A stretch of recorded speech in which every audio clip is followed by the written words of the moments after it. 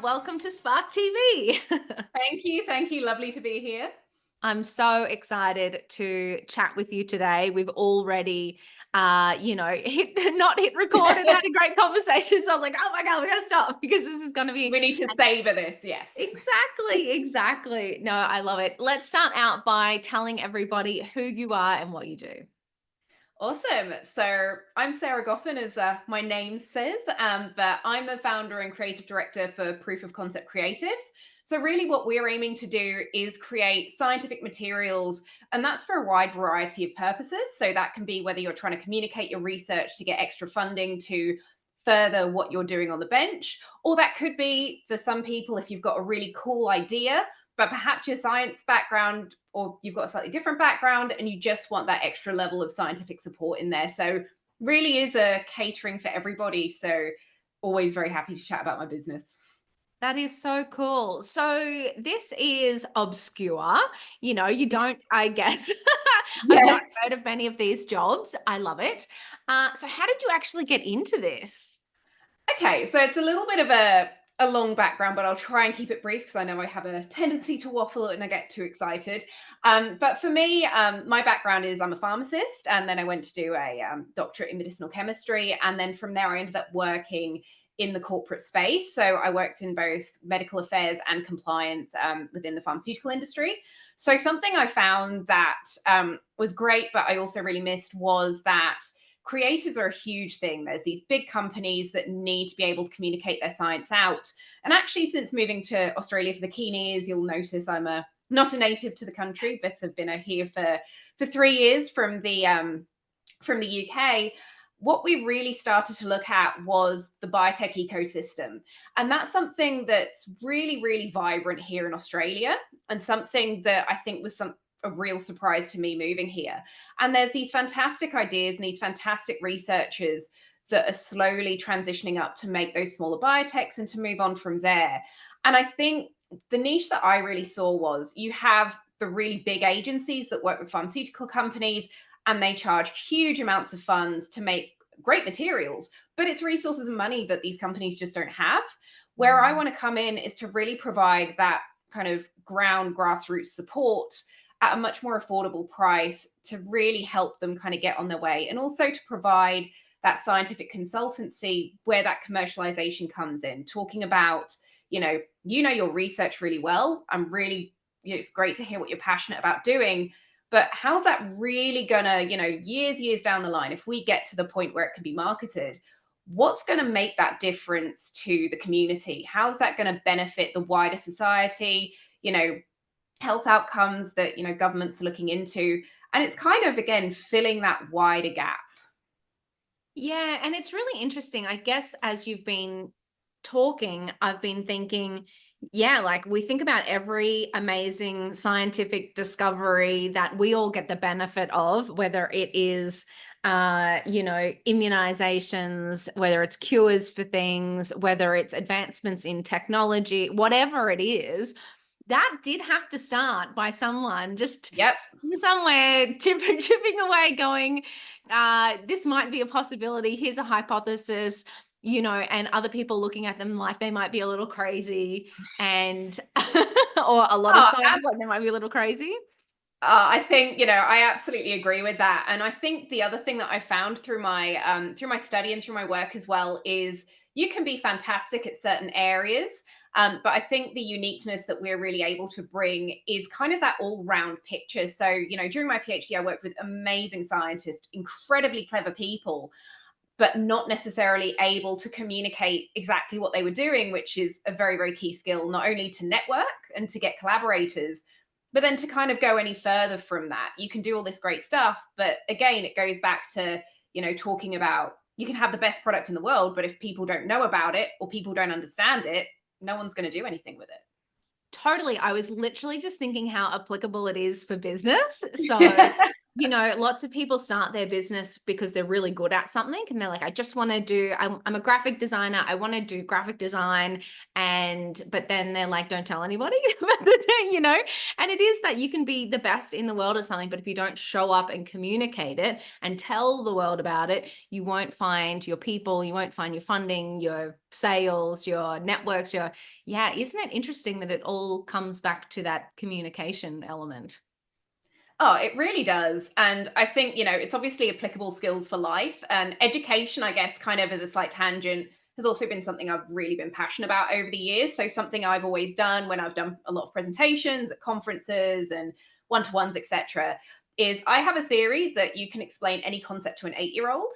And the reason I say that is I think by the time you're 8, you've formulated concepts in your head. So, even if you don't necessarily understand all of the big scientific words, you should be able to understand kind of theories behind them. So I always used to test out theories with my niece, who at the time was around about the 8 years old and very bright kid, and now off in the US doing ophthalmology.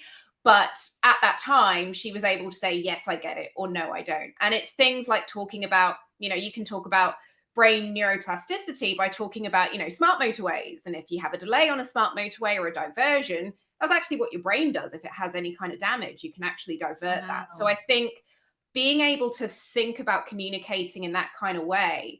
And I guess for me, something else that really feeds into that ethos and why I'm really passionate about this is, I've really found that people get very put off. And unfortunately, I do sexist, but it is very true. It does tend to be women that I've come across that get really put off by STEM in general. So the sciences and the Mhm. mathematics. And I've had people come to me and I've done tutoring say, I don't get this. I don't understand maths. I don't understand maths at all. It freaks me out. And it's okay, where are we getting stuck? And it's something sometimes as fundamental as understanding how a decimal point moves that they didn't pick up at school. It's freaked them out. They just are so scared of anything to do with it. Or, speed, kilometers an hour. Well, that's a kilometer in an hour, which is 60 minutes. And the light bulb goes off. And I really think there's so many instances where people get so terrified and so this is something I can't understand or do, that they actually miss the point of this is the little key that unlocks that knowledge to pass it on to others. It's so interesting, and even how we've come from how important communication is to how we talk to ourselves. Like I just Yeah. mentioned that I can't do it, I don't understand math, I'm not good at that, like just that barrier that we put up for Yeah. ourselves. It's so wildly interesting how important communication is, language is externally, but also internally as well. Oh, and we are our worst critics as well. I know I'm terrible for it. And, I'm always the first person to be like, that could have gone better. And it's like, focus on the 9 things that went great, not the one thing that went okay. And Mm. that's always something. And I think, particularly having a very kind of academic upbringing, that's always been something that's instilled, which is great for getting good results, but bad in the sense of, or perhaps something where I kind of maybe spend too much time obsessing about something as opposed to thinking, you know what, that actually went okay. There's room for scope of improvement and we can improve that next time. Oh, totally. And it is, I don't think it goes away. I think you have to be really intentional about picking yourself when Yeah. you're like was saying those things that are negative and having go-tos. I've even found that, so I'm over 12 years in business. I'm turning 40 next year and I'm still No. I yeah. still honestly, when you first said that on the first chat, I'm like, there is no way you're like in the nice possible way. There's no way you're old enough to be 12 years in business. You look like significantly younger than I do. Woohoo! You just made my day. Oh, But it is hilarious. I often say that to myself. I'm like, what the heck? Like, you should have this by now. And literally this week on my to-do list, I've had to write down like positive statements so that if yes. I catch myself going into little negative land, I know the words I need to know. Come on, like this is what we believe, Danielle. Yeah. This is So the real truth. yes, it's wild. Like our brains just fascinate me because they have a life of their own sometimes. So we've got to be really careful of the language you use and how we communicate. But it's so interesting. So anyway, we'll get off that topic. So I'm really interested then how you found, because before we hit record, one thing you Mm, kind of touched on was, you need to be that interpreter for yes, both the academic, the scientific community, the consumer. So bridging that gap between communications, but yes. also now you're a business owner. So you need to also talk to all of these people like a marketer. How have you found almost being that person in the middle that needs to have all of those, ways to communicate with people? Oh, absolutely. So for me, I feel like the truth is it's been all the emotions. I think it's been a really exciting journey. Like I am absolutely loving working on my business, kind of that early stage of getting set up, meeting people, networking, developing kind of the background as well as kind of those initial first services, which I think are great. At the same time, it's been pretty intimidating. So particularly again, one thing I say, because one of my clients I was talking to, and we were talking about kind of startups, and it's, well, you've got a background in corporate, with marketing not necessarily just a natural thing. And I said the difference with working in a big corporate company is you have a team. So yes, you have oversight, but you don't get that nitty gritty, and it's very, very different when you're going from big corporate to small business. And I feel it's been really exciting, but it's also been a real challenge and very much outside of my comfort zone to really push myself more into that self promotion and that small business marketing space. So I'm still very much learning. And I think I'm just learning every day from new people. Everyone has a different perspective. Everyone has different advice that I'm finding really, really useful.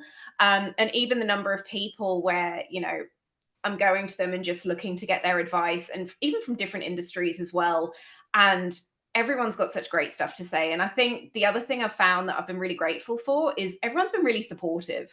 Everyone Yeah. that's come, people come forward to give you advice or to potentially lay up contacts or to say, you've got this.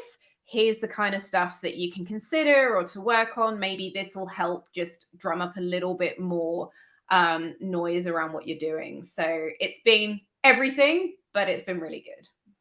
I love it. And it is, you really do, I think, in business have to have that mindset and perspective that it is lifelong long learning. Yes, There's so many different things in business that we have to figure out from day one. We step into the seat, into the role, and we're like, oh, cool. Now I wear every hat as well as yes. do the thing that I'm trying to sell. So amazing that you've got that perspective. What do you think has been the biggest challenge moving from corporate to your own business? I think the biggest challenge for me is, I think there's a number of things, but I guess the biggest one has really been it's a very, very different environment and ecosystem. So again, it's, having to be the person that does that, those networking, be the person that's that real point of contact. Like I am the company, which is fantastic, but that's the awareness and that's the spotlight on me. So kind of, I guess, utilizing social media in a more business sense as opposed to, more personal use of like, what my relatives up to or friends doing in different countries. And I think, again, that's been a real learning experience for me of really pushing and putting myself out there, which it's a very weird thing in terms of, I guess, as a sidebar, I am very comfortable performing on stage or doing a presentation. That is my happy space, which is very, very weird. Like I'm conscious most people hate public speaking or performing. My less comfortable space is going out and kind of pushing myself out there in a more peer setting. And I don't know what it Mhm. is. I think I just have a very interesting brain when it comes to that kind of stuff. But that's, I guess, been the real challenge for me to push myself into this, I guess, new way of working for me. Yeah, it is interesting as well, like that. You would almost think that it's very similar, doing a Yeah. big presentation. And it's, I often hear the reverse to your point. Most people hate the big public speaking, hate getting on stage, hate presenting. But then they're like, but if you just put me in front of one person, I'm kind of happy. And it's actually funny. I relate to that quite a lot. Like Oh, I hate walking into a room of like a networking event where I've got to talk to one person, like remember names, like do all those things, versus if I just get up on the stage, I can kind of forget about everyone else and I yes. I'm just It's here to just say me. this thing, like it's all good. So I find it way more confronting to do the in-person one-on-one style events and networking Yeah. opportunities. But you'd think it's quite similar, but I think we all have these little things that we struggle with. And then it's crazy because then we go, okay, now I'm a business owner. Too bad. Do you have to get Yeah. too bad? You have to get over it and like launch yourself into all of these uncomfortable situations. And, I think maybe part of it, as I'm reflecting on it, I think part of it for me is it's the control of the environment. When you're on stage, yeah, you can have technical glitches and Mm, stuff, that happens, but you're under a lot more control because you're like, I'm doing this performance, I'm doing this presentation. I may slip up, but I'm in control of this entire situation. When you're in that more peer setting, you don't necessarily know the kind of people that you're going to come into contact with. And, the majority of people are lovely, but I think it's almost a little bit intimidating of, it's the unknown of getting to know this other person and what are they going to be like, what's going to be their areas of interest, and then moving on to meet other people as well. So I think it's, for me, perhaps I'm a bit of a control freak, and perhaps that's where it sort of manifests. yep, very triggering. I think I'm a control freak as well. Oh my God, it's hilarious. And I think that, I mean, it's funny because I feel like character traits like that, Yes. they can be quite useful in some situations, but that ability to be self-aware and to realize where we might be holding ourselves back Yeah. is another amazing skill you have to learn as a business owner. Yeah. Mm, Oh, I completely agree. And again, it's not necessarily the easiest thing to do either, is to, I mm, guess, go back and reflect on, what's going well, what can I do better, but actually making sure I take the time to genuinely reflect. I think, again, whilst I do that, I'm very much a project and task based person, and I can go. mm. And that's the way you work in research. But I think taking that time out is just so useful. Yeah, absolutely. And I think that, it's funny, it's this time of year as well that gets me in that reflection mode. Yep. Um, but it is so important, isn't it? We have so many items on our to-do list, so many big milestones that we want to achieve in business.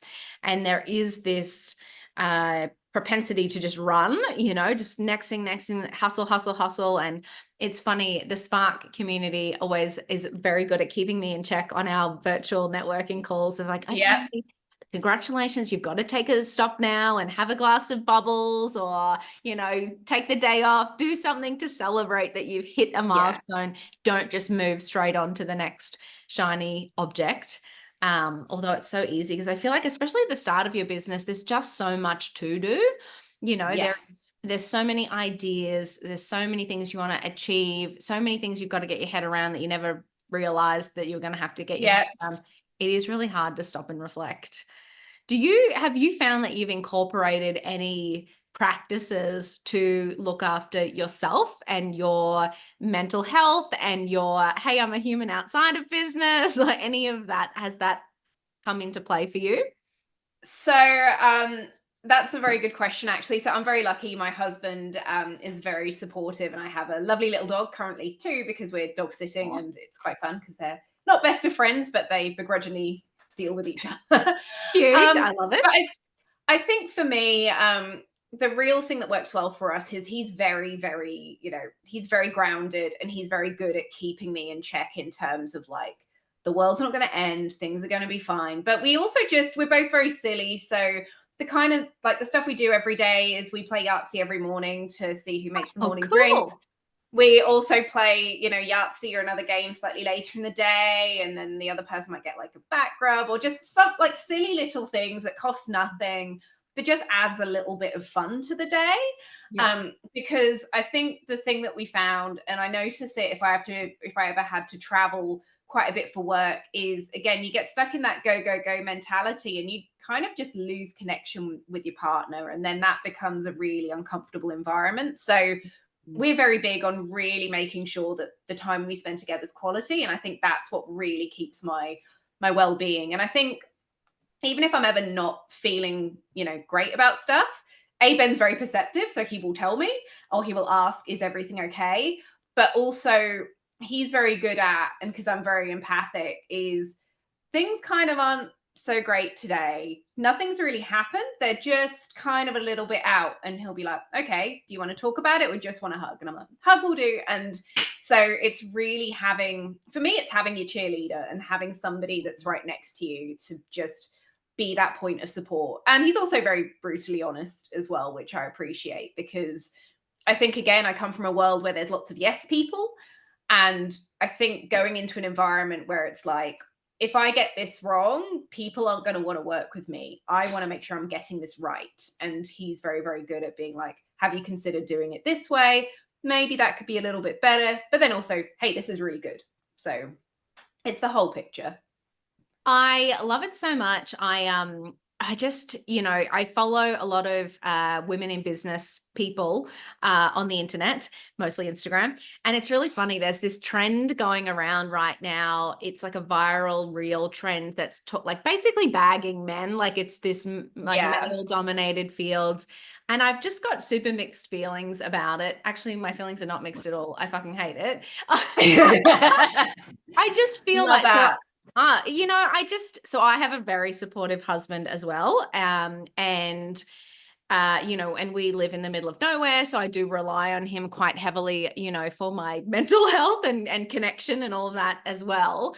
And he has supported me through, obviously this business, previous Mm. business, previous breakdown of founder and partner relationships, like stuff that a new boyfriend, husband should never have to Yeah, deal yeah, with. yeah.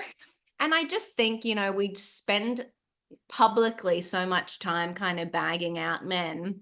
But, Oh, yeah. we really, there's a lot of us who are quite fortunate to have the support of a partner or a husband or a male colleague or a male friend. And, I think we do really need to thank them and invest time in, And in them. oh, absolutely. And I think something else that, because I see a lot of those, I'm a very proud feminist. I'm all about equality Okay. and, Yep. having, equal opportunities. For me, it's all about equal opportunities for people to feel that they can go for anything. I think the other part of that is also just the way that, men and women tend to think differently. And so I think Mm. sometimes that piece around people going like, oh, men have done da da da da da da. It's actually, well, they're just thinking about your problem in a very different kind of way, or they're not getting it, but you're just getting angry as opposed to taking the time back and seeing, what is the way that's going to communicate to them that they really get it. And you know what? I've Yeah. also found in instances where I'm very fortunate. I think I've only ever had a couple of times over the years where I have genuinely kind of rolled my eyes. I think one of them was a snide comment because I've got a PhD, so I'm a doctor, and a guy checked my ID and gave me a squint and was like, "You're Dr. Goffin?" And I'm, yes. And then another instance when test driving a car, and I love my Stinger, and my baby, and the guy was like, "Oh, well, be careful because these cars do go very, very fast, and there's a speed limit zone around here." But that's really been it Oh, from a yeah. sexist perspective. All of the other guys I've ever dealt with in my work life have all been, nice or supportive. And if there's been a problem, I'm like, hey, that wasn't cool, or I didn't feel good about that, and this is why. Most of the time, they're really receptive. So I think it is very easy to bag on men or to blame them. But I think in a lot of cases, it comes back down to what we were talking about earlier, communication. And, if you're doing that and they're still not getting it, maybe they are kind of douchey. But I think overall, most guys aren't. Totally. And I kind of feel like if that's kind of what you're coming up against, like find better men, Yeah. And I know people will kill me for saying that because it's a mass generalization. But I think, we really do have to put our destiny in our own hands. And if we are coming up against roadblocks, we go, that's not for me. I'm not interested in engaging in that. I'm going to Mm. find people who are my cheerleaders and are my supporters. And I think something else that I'm very, very mindful of, which is why I really try and keep in mind my mental health and well-being, is you become a reflection. So if you're attracting bad energy, and I know it sounds a bit wooey, but if you're around people and they're not positive people for you, you also kind of have to take a step back and think, well, why are these the people that are coming to me? Is it because I don't feel great about myself, so I feel like I should accept lower standards? what's going on there? So I think again, there's really this element around meeting people at the standard and bringing forward that energy of, I got this, I can do this, I'm a positive, good person, because you'll attract those. You'll get haters, we all get haters, but overall, they will disappear under the noise of your cheerleaders. Oh my God, absolutely. And look, I'm all about the woo woo. So love the balance, the work and the woo. I love Yeah, that. But it's so true, like it is very, if you don't actually stop and ask yourself, why am I in this situation? Why am I seeing this? Because if you do kind of take a step back, you will often find that it is, a reflection of some of the things you're saying to yourself, the standards you have for yeah, yourself, a lot of that. Oh my God, I could not agree more. Okay, we could talk all day, but really good. I always love to wrap up these podcasts with one last piece of advice. So, Hmm. reflecting on your career and your time in business, what would be one piece of advice that you would give to another woman on her business journey? I think for me, it's be a sponge, like really take in everything. I think for me, coming into this, and there's so much I didn't know about business. There's so much I didn't know about, even the markets that I'm working in, learning about, who are really going to be the people that are going to benefit most from this, who are other markets I didn't even think about. So, for example, the people that work in tech but don't necessarily have a scientific background. It's really be a sponge and just be prepared to absorb everything and to take the time to really set yourself up, understand, and to continue to develop what you're doing. It's not just a case of it's done and gone. It's an ever evolving beast. I love it. Sarah, you are absolutely incredible. Thank you so Likewise. much. Thank Thank you so you. much Thank for you for coming on the having me. podcast. Yeah, it was so fun. And I can't wait to, reconnect and do it again in a year and see how much you've taken over the world. So thank Oh, you so thank much you. for your time. I appreciate it. Oh, thank you for yours. It was great.